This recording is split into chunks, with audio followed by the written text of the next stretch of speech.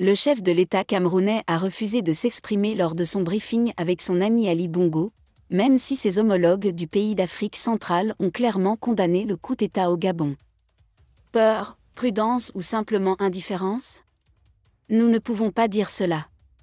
Désolé de vous interrompre, ce rapport peut contenir des commentaires soumis au choix de l'auteur.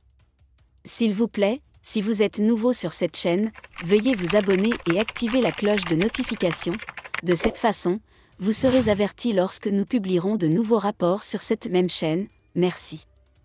Mais Paul Biya a refusé de parler tant que le président de la République ne parlait pas à sa place, comme le faisait souvent Ferdinand Ngo. L'opinion publique nationale et internationale ne peut que se contenter de la libération du ministre des Transports René Sadi, qui avait publié quelques heures plus tôt un communiqué de presse condamnant le coup d'État gabonais et exigeant que les putschistes préservent l'intégrité de Bongo et de sa famille. Le gouvernement de la République du Cameroun note avec inquiétude les événements survenus au Gabon le 30 août 2023. Le Conseil condamne le changement de gouvernement anticonstitutionnel actuel, qui viole les principes et valeurs fondamentaux de la Communauté économique des États de l'Afrique centrale et de l'Union africaine. Il a appelé les parties prenantes à assurer la sécurité physique du président Ali Bongo Ondimba et de sa famille, le rétablissement rapide de l'ordre constitutionnel et le maintien de la paix et de la stabilité que les filles et les garçons chérissent au Gabon et dans d'autres pays africains. Centrale, lit-on dans le communiqué de René Sadi. Compte tenu des récents événements qui ont ébranlé la politique africaine, en particulier les coups d'État au Niger et au Gabon, les gouvernements voisins se méfient naturellement d'une situation similaire dans leur propre pays.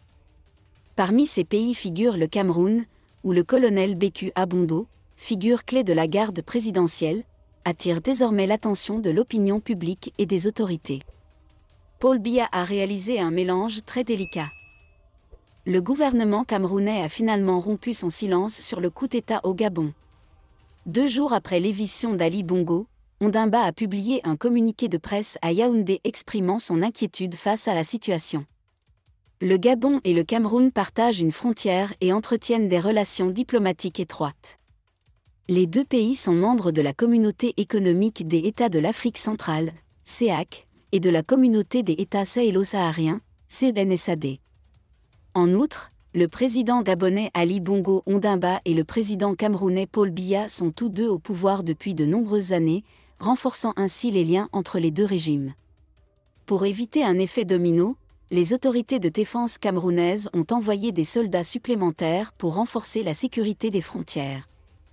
Cette mesure s'inscrit dans la stratégie de sécurité des frontières, notamment lorsque les pays voisins et frères sont secoués par des troubles politiques. Cependant, de manière très sournoise, le président camerounais Paul Biya a récemment pris des mesures rapides pour accroître l'efficacité de l'armée camerounaise. Selon l'arrêté du 30 août 2023, avait nommé des postes dans l'administration centrale du ministère de la Défense. Ces nouvelles nominations démontrent l'engagement du président Biya à maintenir la sécurité et la stabilité du pays. Le président Biya a nommé de nouveaux membres du bureau administratif central du ministère de la Défense pour renforcer le commandement et la coordination des opérations militaires. Paul Biya n'est pas le seul à restructurer l'armée. Faure Gnassingbe a également proposé des changements de personnel dans l'armée et en a retiré certains. Merci d'être resté avec nous jusqu'à ce point, comme toujours pour promouvoir la liberté d'expression. Laissez vos opinions à ce reportage dans la section commentaires ci-dessous. Si vous avez aimé cette vidéo, merci de liker, partager, commenter et surtout vous abonner à la chaîne. Et on se retrouve très vite pour une prochaine vidéo.